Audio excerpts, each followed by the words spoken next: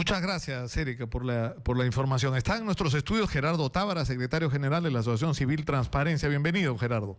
Gracias, Nicolás. Complicado este tema ¿no? O sea, del Movadef y cómo enfrentar esto. Yo pienso sinceramente que lo primero es que los jóvenes tienen que meterse en política. Sin duda. Los jóvenes que quieren, que están contra la violencia, contra la intolerancia, ¿no es cierto?, que quieren vivir en democracia, pero por otro lado hay que afrontar el reto de cambiar el país, acabar con la corrupción y construir un país eficiente, moderno, donde todos tengan acceso a una vida mejor, ¿no? Sí. Esa es la mejor vacuna contra cualquier violentismo, ¿no? Yo creo que tenemos que hacer mucha docencia, recuperar la memoria, trabajar mucho desde las escuelas y en todos los centros de estudios, pero además hacer evidente que todo tipo de intolerancia o de discursos extremistas, como lo de Movadef, que es claramente una reivindicación del terrorismo de Sendero Luminoso, no tienen cabida si queremos seguir construyendo democracia y desarrollarnos como país, como comunidad. Eso tiene que ser absolutamente claro, ¿no? De acuerdo. Ahora, Gerardo, te invitamos para hablar sobre este tema de esta discusión que a estas alturas es absolutamente trascendente, ¿no? Yo creo que es una de las conclusiones más importantes de esta crisis y de este descreimiento que hay en la clase política por la corrupción, por un lado, pero también por la ineficiencia, ¿no? Porque hay una gran insatisfacción de la gente. ¿Por qué no nos cierran la puerta ahí que está entrando una bulla, pero... ¿no? Decían, no es solo corrupción, sino es la ineficiencia, ¿no? La falta de solución a problemas básicos en un país que ha crecido tanto. Y esto supone una renovación de la clase política y de la manera de hacer política. Ahora, el problema es quiénes tienen derecho a participar en política, ¿no? Es un poco más o menos lo que está en discusión ahora, ¿no? Sí, bueno, eso es una parte de la discusión. Yo creo que estamos en un momento en el cual discutimos la reforma política y la reforma electoral en un momento en que está muy marcado y muy en nuestra cara lo gravísimo que es cuando la corrupción penetra justamente los altos niveles de gobierno y las altas esferas de la política. Y entonces, claro, tenemos ahora, no es la primera vez en la historia del Perú que esto es tan evidente. Lo tuvimos con el régimen de Montesinos, ¿no?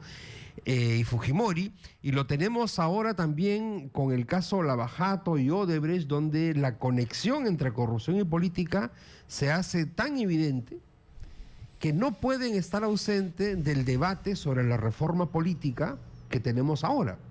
Porque otra cosa sería discutir la reforma electoral si solamente tratamos de fortalecer los partidos políticos, otorgar garantías para la participación electoral de las personas, mejorar los procesos electorales, los procedimientos, el voto electrónico y demás.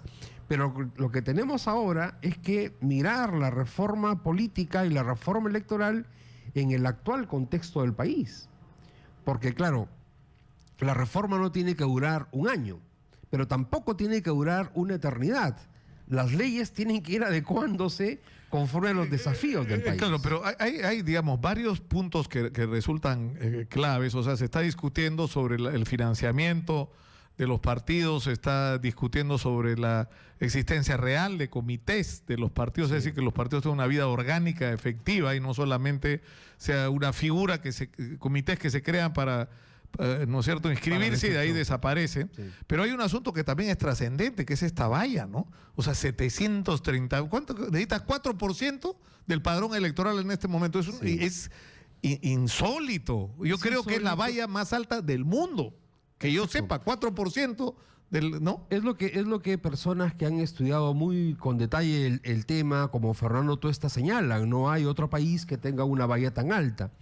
Porque además sabemos que para que tengas 750,000 firmas válidas, necesitas reunir en realidad el triple de firmas. O sea, no más o menos 2 millones, digamos. Más o menos 2 millones. Y no porque vayas a tener firmas falsas necesariamente, también ocurre, ¿verdad? Sino porque la persona cuando firma no siempre se acuerda exactamente de cómo es su firma original y entonces te hace algo parecido. y luego RENIEC te dice, no, esa firma no se parece. No, claro. ¿No? No, y además Nos con, pasa a todo el mundo, claro, ¿verdad? con ¿No? una restricción adicional que se establece que tú solo puedes firmar por un partido, lo cual no tiene, es un sinsentido. O sea, tú estás firmando porque tú piensas que ese partido tiene derecho a participar en las Sí, elecciones. no porque vas a votar por él. Exactamente, no porque vayas a ser parte de ese partido, ¿no? Y entonces, claro, las personas no necesariamente lo saben, firmas por varios porque te parece que, bueno, está bien que se inscriban y luego la firma no es válida para aquellos que lo presentaron en segundo o tercer lugar. Claro, pero... Por eso es que efectivamente el tema de las firmas es un punto en discusión y entonces reducir las firmas no tiene que generar, digamos, una gran sorpresa o un gran Claro, pero rechazo. el problema es que el Ejecutivo ha propuesto reducirlas del 4 al 1%, lo cual hace más o menos 175,000 Más o firmas. menos. Que en Pero- realidad, perdóname, Nicolás, que en realidad es lo que teníamos hasta hace más o menos 10 años en el país, el requisito de 1% de Claro, firmas. el problema es que el otro día que ha estado acá el congresista Luis Galarreta, que es vocero de Fuerza Popular, tampoco le gustaba el 1%, él quería más. Y yo no sé si era su opinión personal, pero es en realidad este sistema del 4% se construyó para impedir que nueva gente participe en política. Sí. Hay una O sea, tendencia, pero es clarísimo de los que... hay una tendencia y tal vez una tentación de cerrar el sistema político. Es decir, somos en esta mesa 25 partidos y no queremos que haya más partidos. En esa dirección creo que se orientan medidas como elevar el número de firmas o la antigüedad de la inscripción del partido.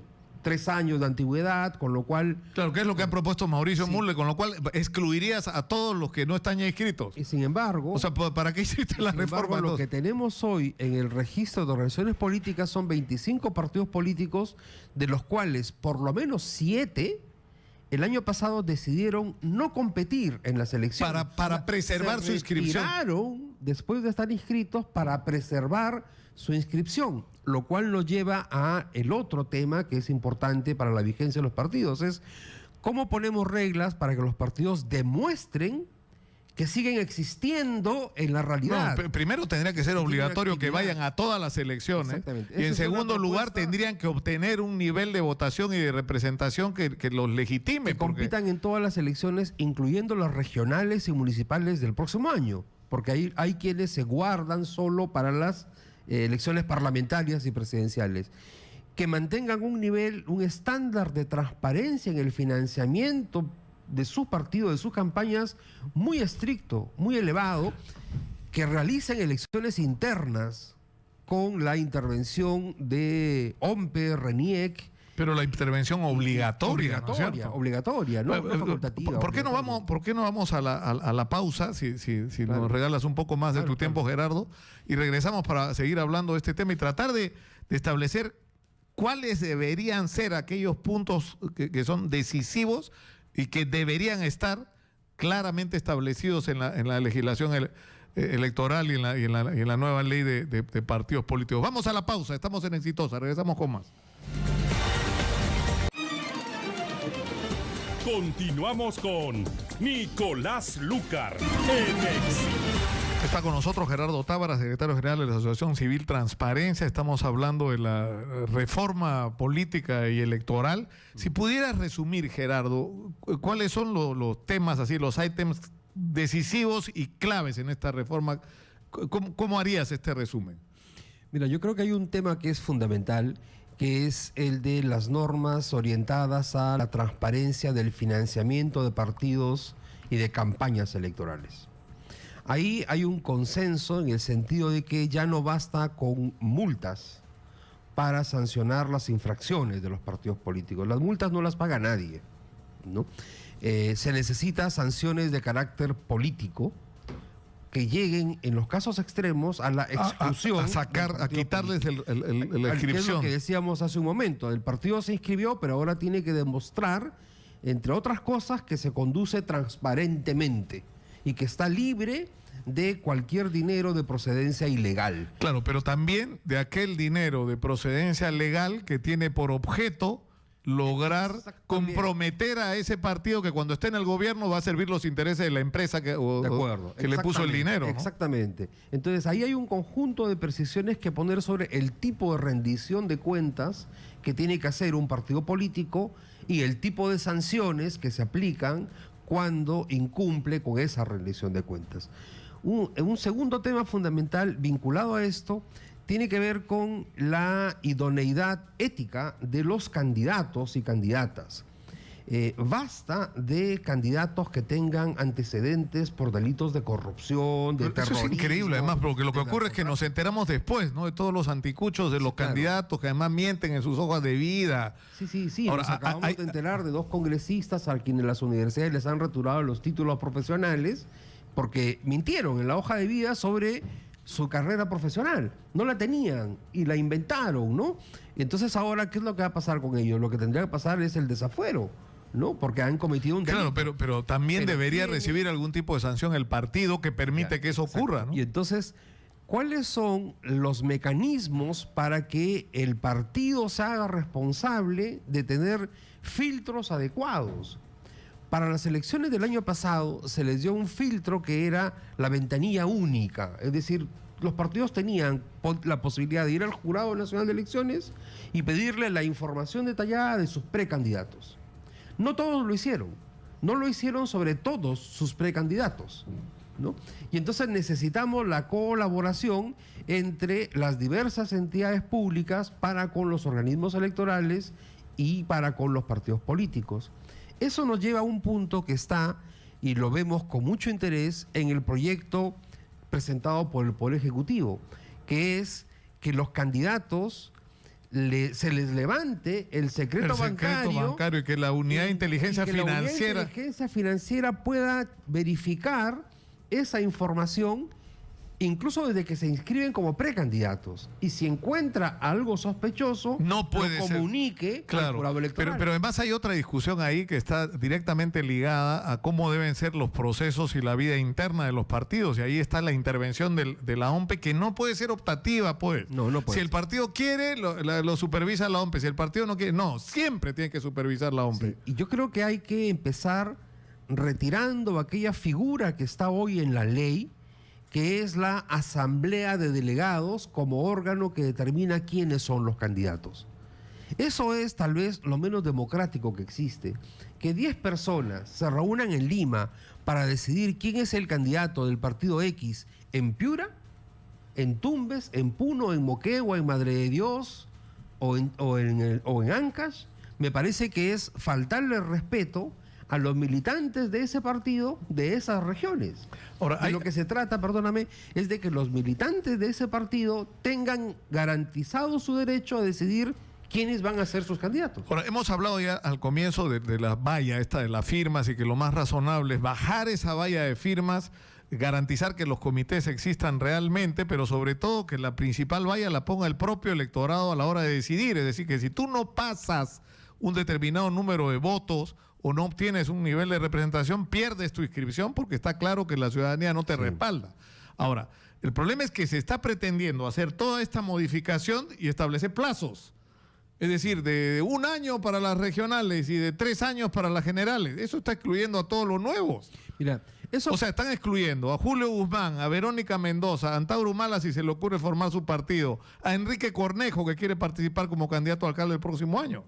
Sí, o sea, tienen nombre, esos plazos tienen nombre. Yo lo que creo es que si una medida de esa naturaleza llegara a aprobarse, tendría que establecerse una disposición por la cual esto se aplica recién después de las elecciones de 2021, para que no quede ninguna duda sobre lo que tú acabas de decir, para que nadie diga, esto tiene nombre propio para bloquear a determinado partido. Si la medida tiene algo de saludable, es que busca efectivamente que uno tenga cierta trayectoria y que no surjan los de momento, porque hoy también estamos en una situación extrema. Tú puedes inscribir tu partido el mismo día que se cierra la inscripción de candidatos, y eso ha pasado, ¿no? Entonces eso también hay que corregirlo, pero si se aprobara una medida que diga tienes que tener ciertos años de antigüedad, creo que debería plantearse que eso se aplicará después de las elecciones del 2020. Para que nadie tenga argumento de decir esto lo han hecho con nombre propio. Por supuesto, para excluir a algunos. Para excluir a algunos. Y el otro tema es el de las vallas para las alianzas electorales, ¿no? Allí Transparencia propuso que en las alianzas electorales se exija 2.5% adicional por cada partido. Es decir, si a un partido le pide 5%... Por cada número de la alianza vas si a son agregar... 2 partidos, 7.5%, si son 3 partidos, 10%. Porque una parte de los partidos que hoy tienen inscripción vigente es porque se colgaron, por decirlo de alguna manera, de un partido que superó la valla del 5%. Es lo que le pasó a la Alianza Popular, integrada por el APRA, el PPC y Vamos Perú. No, que si le aplicaba... Solo el APRA logró colocar congresistas. Y sin embargo, el PPC... No, y además si le Perú aplicabas la ley de una manera estricta, no perdían no lo la hubiera inscripción. logrado. Pero como se aplicó la norma del 5%, los 3 partidos de esa alianza mantienen inscripción, aunque solo uno de ellos, el Partido Aprista, logró colocar congresistas. Entonces ahí tenemos entonces, tú me preguntabas los temas centrales. Los temas centrales creo que van en la línea de la transparencia en el manejo de las finanzas de los partidos políticos y su democracia interna, ¿no? Y en la línea de requisitos que garanticen la idoneidad ética de los candidatos. No queremos más casos de César Álvarez, de Alex Curi, de Félix Moreno en general, ¿no? Muchas gracias a Gerardo Tábara, secretario general de Transparencia, por estar con nosotros esta Gracias, mañana. Gilmer Díaz tiene información de último minuto. Adelante, Gilmer, por favor. Buenas tardes, Nicolás. Información en vivo. La Policía Nacional del Perú, de la ciudad de Bagua Grande, ha logrado una importante captura. Se trata de la captura del presunto cabeza de una banda delincuencial denominada o autodenominada Los Pistoleros del Puerto Motupe. Está en la provincia de Utcubamba. La captura se realizó cuando este señor se trasladaba como si nada hubiera pasado por la carretera Fernando Belaúnde Terry en una motocar, precisamente en el lugar donde realizaba los asaltos. Tras el registro personal se le encontró a él armas de fuego, bolsas negras, chequeras, conteniendo en su interior hojas y pepitas, al parecer, de marihuana.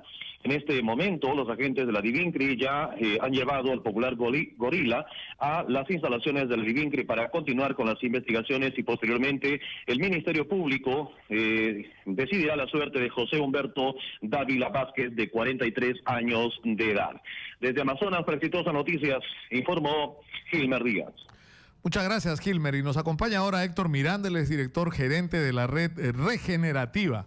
Y vamos a hablar del tema de la reconstrucción con cambios. Bienvenido, muy buenos días. Muchas gracias, Nicolás. Es un gran placer estar aquí en tu programa. El reto que tenemos con este tema de la reconstrucción es que no podemos reconstruir las cosas a como estaban porque estaban mal en la mayoría o en la gran parte de los casos. O sea, mal ubicadas en algunos asentamientos, mal construidas en términos de uso de materiales o, por ejemplo, de previsión a los riesgos a los que están expuestos estas obras, como las carreteras, los puentes, etcétera, ¿no? Efectivamente, tenemos el resultado de un modus que ha estado operando en el Perú por mucho tiempo, ¿no? Que es la improvisación, la invasión, y no ha habido un plan maestro que nos haya permitido crecer desde las ciudades como ejes de centros de crecimiento, desarrollo y producción. Claro, pero eso es un lado, porque ustedes lo que plantean es que esto es una oportunidad para construir además, porque en algunos casos va a haber que prácticamente reempezar, ¿no es cierto? O empezar de nuevo, construir ciudades, digamos, como se llaman, sostenibles, ¿no es cierto? Desde el punto de vista ambiental, ¿no?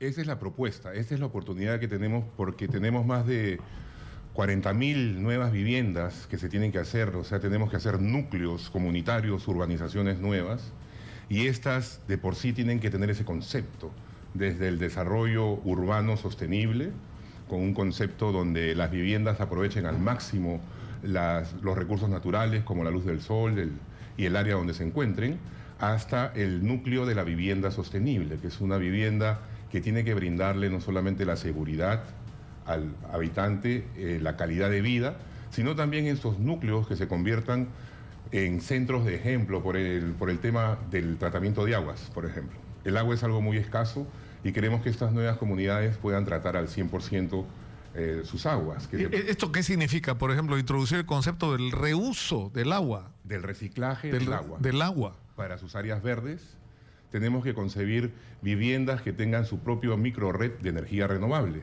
porque no van a tener... Por ejemplo, o sea... Esto se hace en muchos países ya, donde cada vivienda tiene 2 o 3 paneles solares, de acuerdo a lo que necesitan, y forman en la comunidad de 500 o 1000 viviendas su propio sistema de electrificación, satisfaciendo sus propias necesidades. Se complementa con el tema de la energía eólica, con algunos molinos de viento, y es una práctica que no tiene que agregarle más al vecindario, sino al contrario, darle un valor agregado. Acordémonos... Ahora, ¿esto es posible? O sea, bueno, en el norte hay vientos, es más, yo creo que el norte, ¿no es cierto? Hay toda una zona donde hay todo un desarrollo de energía eólica, pero ¿no es costoso lo de los paneles solares? Las tecnologías han bajado tanto en este momento que son parte de muchos programas de inclusión social, como en México, por ejemplo. Ahí tienen un programa que se llama la hipoteca verde y todas las viviendas tienen estas ecotecnologías. Tratamiento de aguas, viviendas mucho más seguras y saludables, con materiales reciclados, con paneles solares, con termas solares. Entonces no estamos apuntando a un imposible, sino a una realidad lograble. O sea, en términos de costos, esto no significa elevar los costos. Definitivamente va a haber una diferencia. Lo que pasa es que el concepto de vivienda social en el Perú siempre ha estado limitado a ser viviendas lo más pequeñas posibles, en multifamiliares que no generan ningún valor a la comunidad. Todo lo contrario, deprimen al usuario.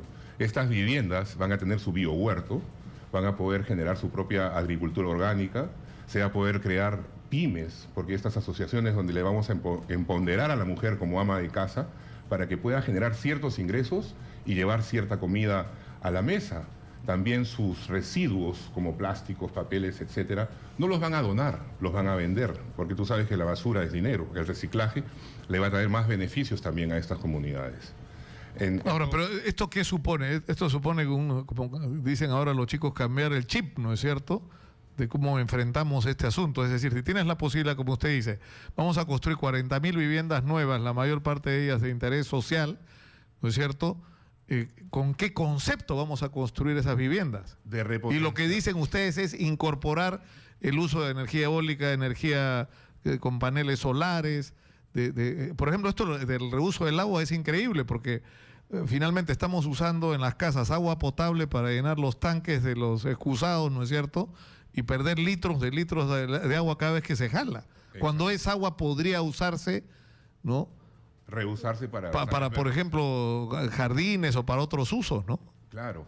Hay que acordarnos de que estas nuevas comunidades van a ser parte de una ciudad, de una región, y tienen que ser una parte integrante que complemente el desarrollo económico.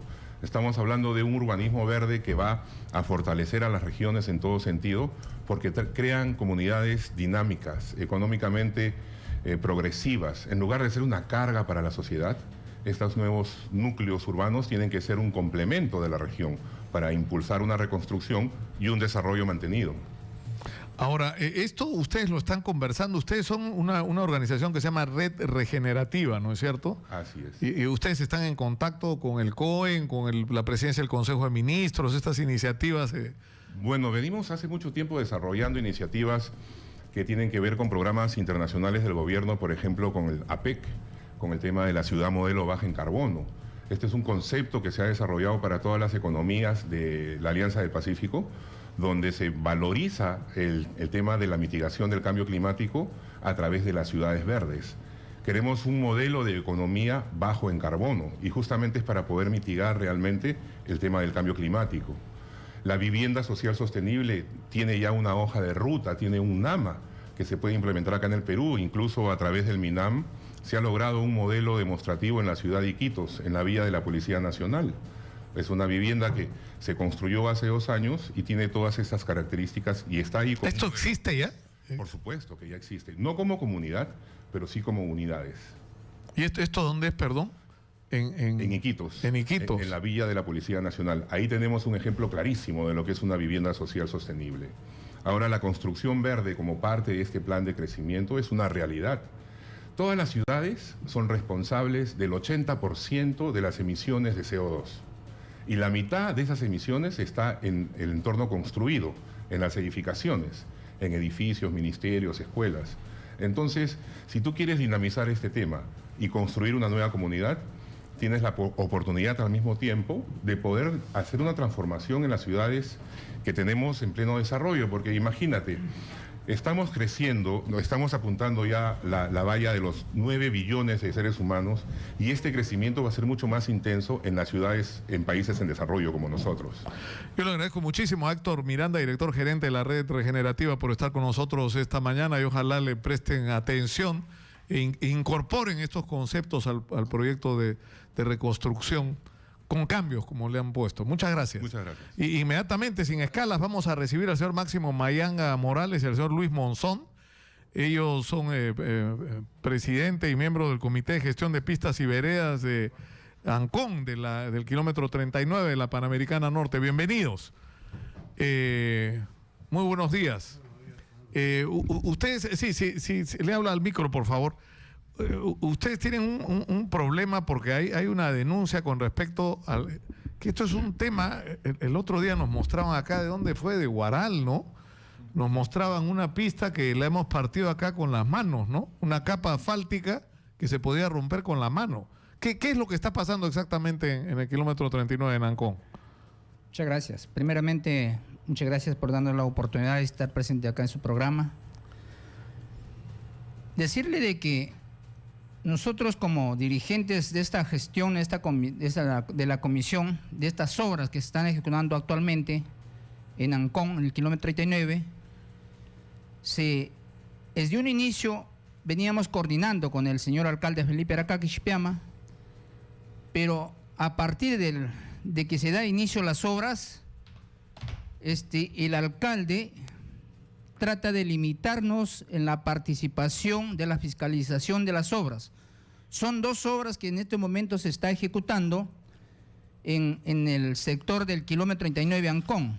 Son las obras de Los Álamos, Bahía Blanca, y la obra de la Pistas y Veredas, lo mismo en la avenida, que es una avenida colectora, una avenida grande. Pero lamentablemente estas obras se están ejecutando en las pésimas condiciones. Nosotros hemos tratado de reclamar o fiscalizar de que las obras se ejecuten correctamente de acuerdo a los parámetros, de acuerdo a los expedientes técnicos, pero lamentablemente no hacen caso las autoridades. En primer lugar, el alcalde, porque el alcalde nos ha parametrado a través de los supuestos sindicatos, ¿no? Hemos sido amenazados. Por los sindicatos que están haciendo las obras. Así es. Lamentablemente ha sido así y, por ejemplo, ¿qué indicios tienen de la calidad del material? O sea, ¿qué es lo...?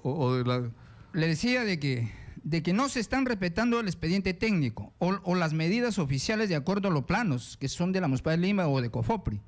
Porque las calles tienen una medida oficial y han puesto unos muros discriminatorios reduciendo el ancho de las vías, que no está en el expediente, porque los expedientes o el proyecto hemos hecho nosotros. Nosotros hemos entregado a la municipalidad, al ministerio. Todo esos proyectos, 8 años de gestión nos tenemos nosotros. O sea, ustedes hacen el proyecto y a la hora que entregan los recursos, lo hace la municipalidad y no deja participar al comité de gestión de estas obras, precisamente. Así, de esa manera es. Y le digo de que hemos acudido a todas las instancias del gobierno, a todas las instancias, empezando por el alcalde, el Ministerio de Vivienda, en reiteradas oportunidades, a la Contraloría de la República, a la Defensoría del Pueblo. Pero además es increíble claro, que exista, porque esto debería ser ejemplar, ¿no? Que existan estos comités de gestión, porque por todos los distritos hay quejas con respecto a la calidad de las obras que se están haciendo. O sea, haces una pista y a los 2 meses ya la pista se está rompiendo, ¿no es cierto? Sí, señor Mayanga. Lucas, yo quiero complementar una cosa de fondo. El problema de fondo es... nosotros escuchamos al ministro, escuchamos al gobierno decir ya no va a haber corrupción y que la comunidad participe, pero no nos dejan participar. Inclusive nos amenazan con los pseudo sindicatos que van a chantajear, ¿no? Y quiero aprovechar la oportunidad, Lucas, de que por estar en esto, sospechosamente, de mi casa se lleva mi carro, mi herramienta de trabajo, ¿no? Queremos probarlo, si lo probamos lo vamos a denunciar, te vamos a decir... te han robado tu carro como represalia por reclamar. Yo sospecho, pero todavía no lo confirmo y lo voy a confirmar. Ya hemos identificado quién se lo llevó y no hacen nada. Me voy a la comisaría, me mandaron acá a Santa Lomira, me mandaron a Barrios Altos Pero es que no tiene lógica, porque lo que debería ser es al revés. Es decir, Claro. debería ser del interés del Estado que los propios ciudadanos organizados supervisen la calidad de las obras. Hemos ido al Ministerio de Vivienda, no vienen. Hay un presupuesto para que haya la supervisión. Eso lo ha habido siempre. Hoy nos han limitado, nos han prohibido totalmente. No hay ni una comunicación, el Ministerio de Vivienda no viene y es ahora. Queremos que ustedes de repente manden a su equipo de investigación y vean cómo está. Han discriminado a la de tercera edad, las rampas. Ya no O estamos sea, no para están escalera. cumpliendo No están cumpliendo, Lucas. No queremos nosotros hacer estar acusando al alcalde. Pero no quiere, ¿no? Y lo último. La misma empresa ha ganado las 4 licitaciones en Ancón, sospechosamente. Es la única empresa que ¿Y qué empresa es? de Leal. Y ahí está. Es la que ha ganado Del Leal, Ah. así se llama. Es la que ha ganado sospechosamente Constructora las 4. del Leal, construyendo con el desarrollo del país, dice. ¿Ah? Pero nosotros deberían tenemos- dejarse supervisar y No quieren. controlar por los propios vecinos, que sería lo No lógico. quieren, ¿no? Bueno, lamentablemente tenemos que terminar por hoy. Podemos estar atentos a lo que vaya pasando. Vamos a preguntarle al alcalde de Ancón qué es lo que está pasando ahí. Y yo les agradecería que nos deje más bien información Toda la sobre documentación con estamos- todas las observaciones que ustedes tienen. En ese sobre, Sí, sí. están copias de una parte de la gestión que estamos haciendo, reclamando que las obras se hagan en las perfectas condiciones. Lamentablemente, como dice acá mi compañero, esto no se está respetando a los discapacitados, a los de la tercera edad ni a las madres gestantes. Verdaderamente es Ahora, ustedes dicen también, para terminar, que no están respetando la calidad de los materiales. para nada. En el afirmado han puesto roca en un terreno arenoso. Nosotros fuimos, le dijimos al alcalde, no, hágame por lo escrito. Y nunca más nos convocó para ver ese problema. Vos tratás- Ya la hora está Sí. para culminar. Bueno, tenemos, como les decía, que terminar por el día de hoy. Le agradezco muchísimo al señor Máximo Mayanca, quien, dicho sea paso, lo reencuentro después de añísimos. ¿Ah? Y al señor Luis Monzón Leiva, presidente del Comité de Gestión de Pistas y Veredas del kilómetro 39 de la Panamericana Norte de Ancón. No, les debo 3 pollos. He dicho, cada vez que me pase tengo que pagar un almuerzo de pollo a la brasa a todos los de la producción. Tenemos que terminar por el día de hoy. Yo me voy, pero antes, mensaje final de nuestros auspiciadores. No se olviden que se ha abierto, esto va para los conductores y taxistas, el registro de inscripción para Subix, la nueva alternativa para conductores y taxistas. Se escribe CUBYX. ¿Por qué es la mejor alternativa? Porque te cobra el menor porcentaje del mercado a cambio de la mejor tecnología y la mayor seguridad para tus pasajeros. Descúbrelo tú mismo ingresando a www.subix.com. Yo los dejo con el señor Manuel Rosas y vamos a llamar al toque nomás al alcalde de Aracá, que a ver qué está pasando en Ancón. Conmigo será hasta mañana. Muy buenas tardes.